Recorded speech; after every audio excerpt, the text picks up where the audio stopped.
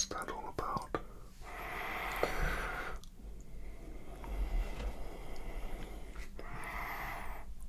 Oh dear. Think there's something strange going on in this classroom. Well, I think you might be right.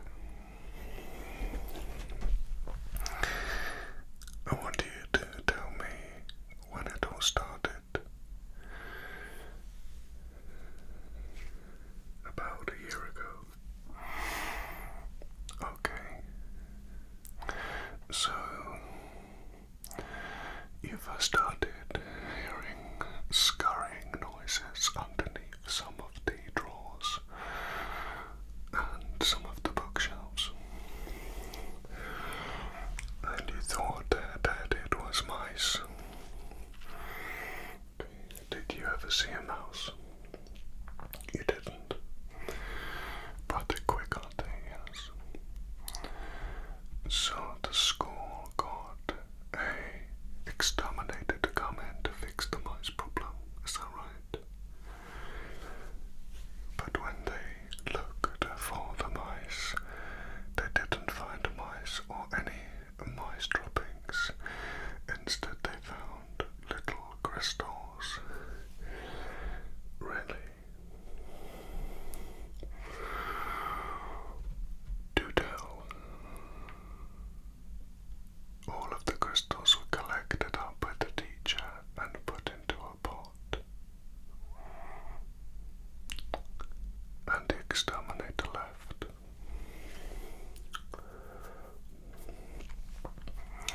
The teacher at the time was your actual teacher, not a substitute teacher. Okay. And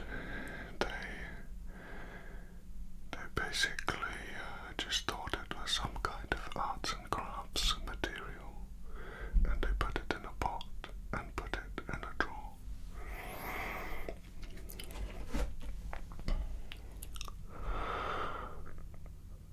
One day you came into class and you were the first one in. Okay, the teacher had unlocked the door but hadn't gone in. They'd been distracted and you entered the classroom first. You noticed that the drawer was open and that the jar of the crystals was on the floor with the lid screwed off. But the crystals weren't there anymore. Were they on the floor? They weren't on the floor either. It was when you looked closer that you realized where they were, or at least it is what appeared to have happened. The crystals had turned into a liquid form, and they had flowed across the floor and up the legs of the desks that you sit at, and they had ingrained themselves in the wood. It looked like veins in the wood. Really? The teacher came in behind you and asked what had happened, and you said it was like that when you came in. The teacher, being a nice teacher, believed you and thought nothing more of it. You showed them the veins in the legs and they put it down to something else, something they didn't understand. Told you not to worry.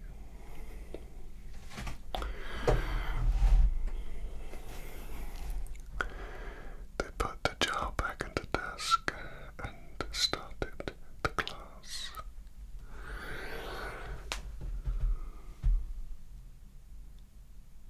The day was normal, apart from towards the end.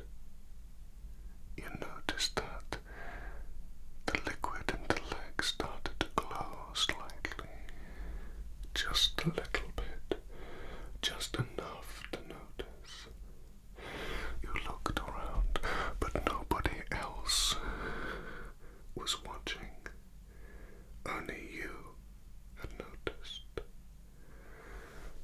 The bell rang and you got up, but you started to look around at other people's desks as they were leaving to observe, and you noticed that there was a similar amount in each person's desk legs. Interesting. The teacher walked out of the class, not seeming to notice you were still there, oblivious to it all.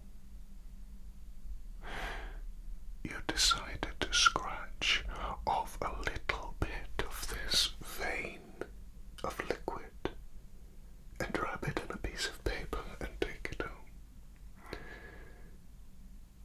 When you got home, you were so interested. You couldn't wait to observe it. You have a microscope because you are fascinated by science, and it is a hobby of yours. Really? That's wonderful. You put it under the microscope, eagerly anticipating what you might find, and you were not disappointed.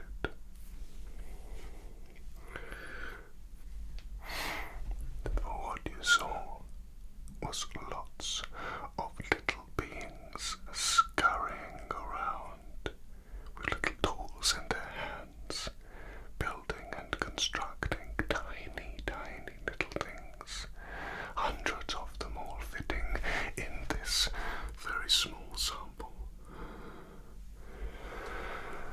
You were blown away. That's incredible, isn't it? Wow, I believe you. I believe every word. Trust me, I believe you.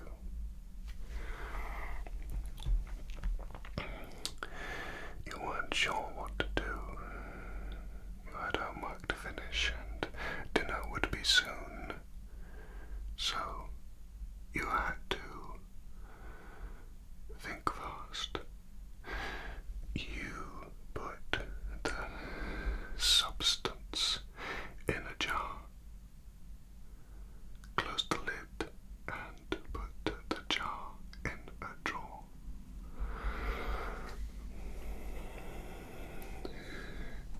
You did all the things you needed to do, and come bedtime, you checked the jar, and all was well.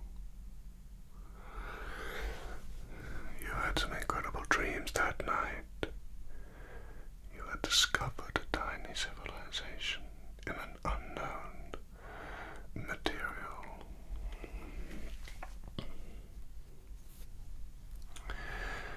You woke up suddenly to the alarm clock going off. You're never good in the mornings. So you rushed into the shower, forgetting all about the jar, and proceeded to get ready. You're just about to head off to school when you suddenly remembered to check on the jar. You rushed back upstairs and opened the drawer. Much to your horror, the lid of the jar's been removed, and it is empty. Your mother shouts, "You must hurry up," so you rush downstairs.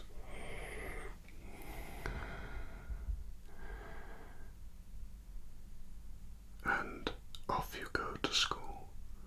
You have no time to investigate. You must move. You cannot be late.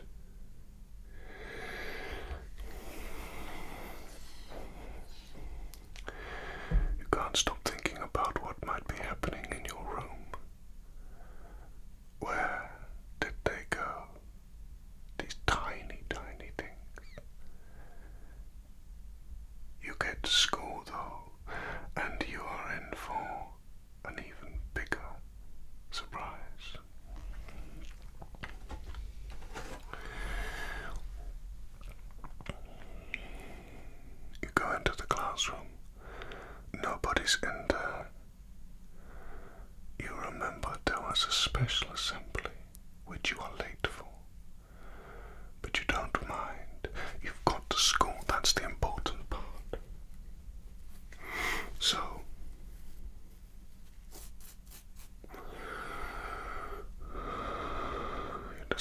inspect the legs of the desks.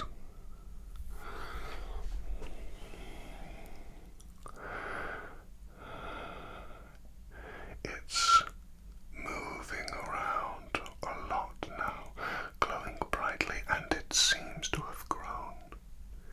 It's woven its way under the desk.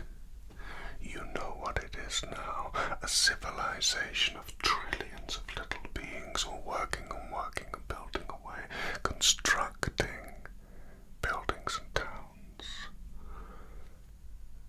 You hear movement in the cupboard. You walk up to it very carefully and you pull it open,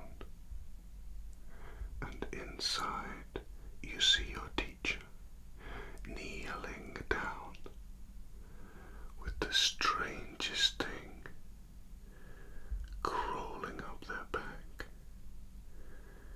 It's this liquid, but it's moving, it's vibrating, it's shivering. You look closer and you see it on their arms, on their head. You turn their face around and it's all over their face. You step back and you begin to realize something. Your teacher is made entirely of this weird gooey crystal. Your teacher is made entirely of this civilization. You can't believe what you're looking at. You don't know what to do or where to go, so you just rush to the assembly and you sit down quietly at the back. The end of the assembly comes and you must go and sit back in the classroom. Go in, and bizarrely, your teacher is stood behind her desk, getting ready for the class, as if nothing happened. They normally smile at you as if they hadn't even seen you. Perhaps they hadn't. Their entire face was covered in this green goo. In fact, their entire face and head was made of it, as was their body. Maybe in this state, without the eyes formed, they can't see you. Without the ears formed, they can't see you. Maybe they were going through some kind of remodeling. You've gotten away with it.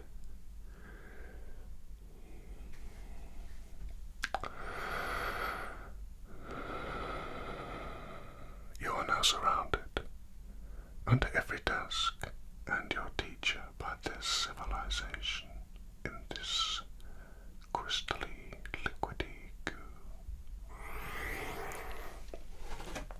And it's in your house right now.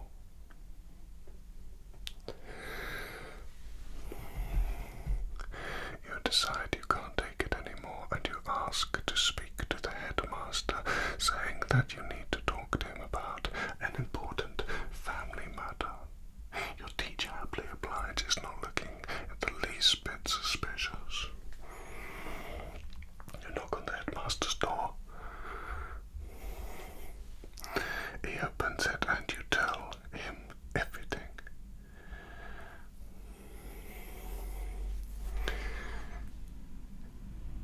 He listens, smiling, in a warm way, welcoming. He says, listen, this is quite a fantastical story, but I can see you're upset, so I will entertain it for now. You go to leave, and as you do, you look in the mirror on the wall, and you see that master's hand turn green. The crystally, liquidy goo he's one of them. You immediately turn round. You've had enough of being afraid and you become angry. You say to the headmaster, I know you're one of them and I want an explanation immediately. Your headmaster looks not frustrated, but slightly annoyed with himself. He sits down and says, please relax. Let me explain. I am not a threat to you, nor is your teacher, and nor is this substance, nor is this civilization that you have cleverly discovered. No, I am not a threat to you.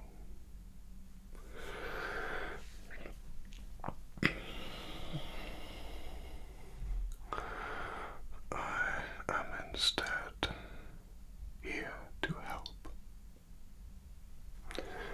In my civilization crash landed on your planet. We weren't supposed to land here. We were supposed to land near a government organization, but we crashed. And it turns out the government organization has already been infiltrated by the real enemy. And that enemy is an alien force that is trying to take over the world. We are an alien force that's trying to stop them and preserve the freedom of Earth.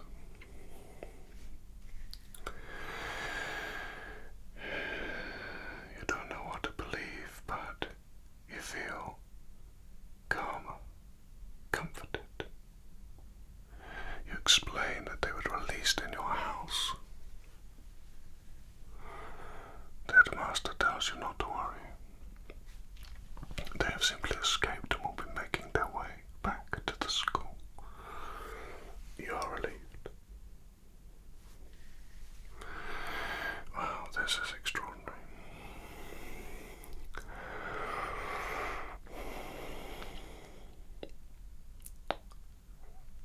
The headmaster then tells you that he needs your assistance, and for some reason you feel like you can trust him.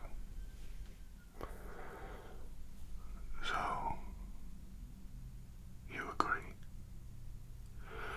The alien force is mimicking people too. It is possessing them with a parasite so it can gain control of the world. Your civilization is so tiny that it can crawl into the ear of a human and attack and remove the parasite safely.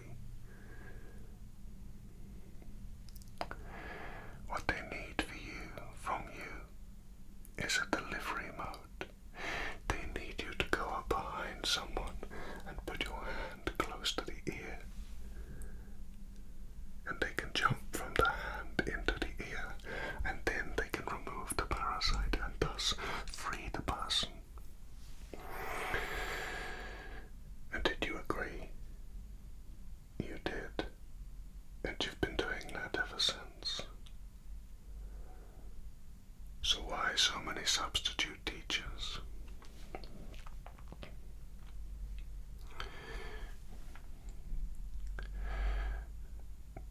They keep being attacked by the parasites and then saved by you and your friends who also help. Oh, you recruited a small army. Good. But the whole thing is so traumatic that they can't come back to work here. Okay. So what you're saying is the parasites keep possessing them in order to try to manipulate you, perhaps. I see, because they're onto you. Ah, this is a dangerous game then. But you're succeeding. Good. I'm very impressed. What's that? I don't seem alarmed by this. No, I'm not. No, I'm not.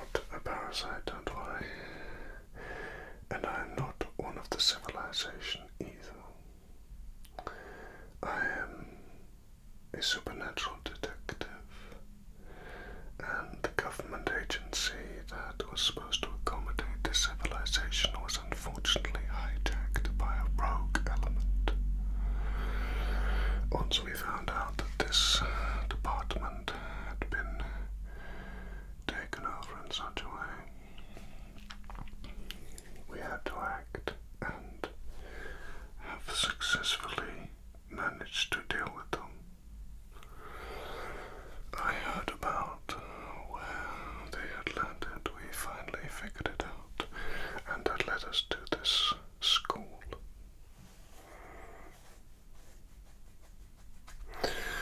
And I have been asked to come and see how you're getting on. You're doing very well, you should know that. I'm very proud of you. This is not an easy task, and you have taken it on amazingly well, amazingly well. You're very brave. Because of your efforts, we have seen a turn in the tide of this battle, and my organization thanks you, even to the point where it would like to offer you employment in the future when you've finished your studies. If you are interested, then please contact us on this card,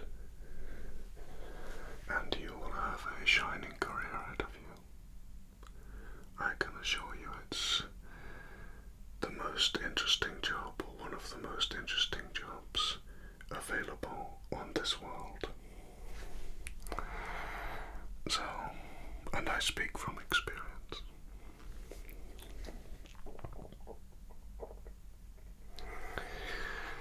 So,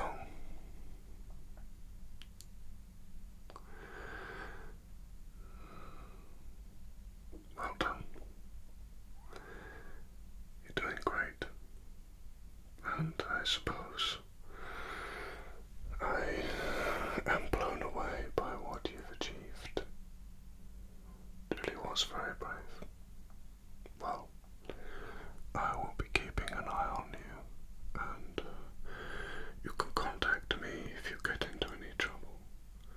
The number's on the back.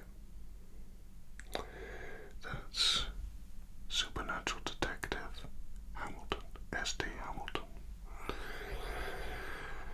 If things do become more dangerous, I urge you to contact me, okay? Okay. Well, goodbye for now.